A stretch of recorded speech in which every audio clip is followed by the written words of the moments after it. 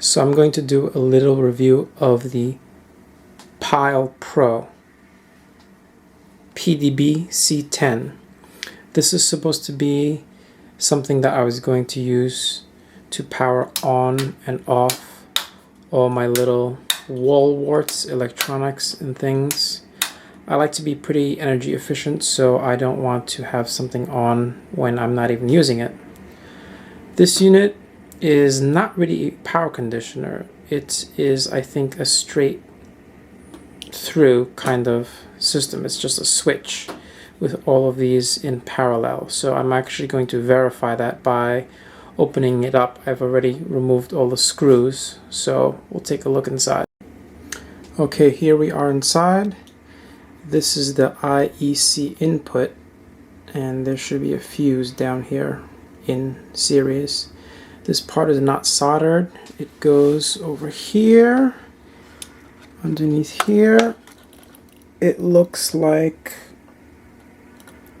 part of it is not soldered either. So on the top half of this, it is not soldered. On the bottom half, it is soldered, and it goes over to here, these are the rest of the outlets. And let's take a look on this side.